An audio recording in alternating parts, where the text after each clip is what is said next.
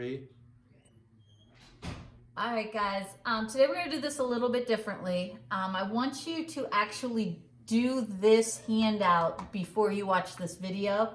I want you to try the 5 problems on here, then come back, look at this video so we can go through the answers together.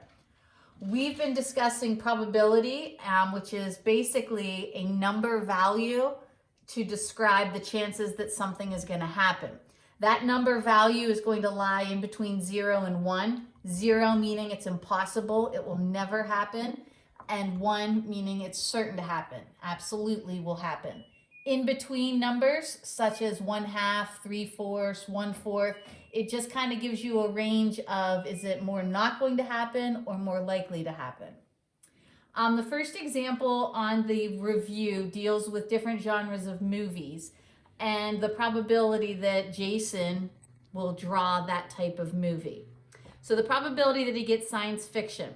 When you look at your table, you can see science fiction has 10, which means there are 10 movies in his batch that are science fiction. The denominator then has to be all of the movies that he has to choose from. So the 10 plus the 7 plus the 3 is 20. And then if we reduce that, it's 1/2. So it's going to end up somewhere in between 0 and 1. So could happen, could not happen. It's pretty much equally likely. Probability of not an action movie. This is one of those complementary events. So we want the not part to it. The action has 7. So the probability of an action is 7 out of 20. So not action would be the other 13. And 13 over 20, if you look at that as a decimal, you're going to have more than 1/2. So you're more likely to not pick an action movie. That is more likely to happen compared to this one over here because it was farther down. All right, number 3. A coin is tossed 20 times. It lands on heads 4 times. What is the experimental probability of landing on heads? Well, number 3, the probability of heads would be how many times it did land on heads during the experiment, which is 4 out of 20 times. When you reduce this, we get 1/5, which is going to be down in this area, so not real likely when he did the experiment. Maybe the coin was weighted a little bit off, but 4 was kind of low for 20 times. The theoretical probability of getting heads, as we know, there's 1 heads on a coin with 2 sides. So theoretically, it should have been 1/2 and 1/2. Experimentally, he did 4 out of 20 or 1/5. Now, to try this one at the bottom, Mark took a handful of multicolored candies from a bag and found that 20% were yellow.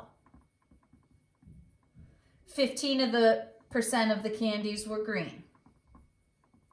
Suppose there are 480 candies total. How many more yellow candies would you expect than green? Well, if 20% of the candies were yellow, that goes back to our percents with the of, which means we have 96 yellow predicting. 15% green, so take your 15% of the total, I think it's 72. And then the question says, how many more yellow candies? Well, how many more is telling us subtraction.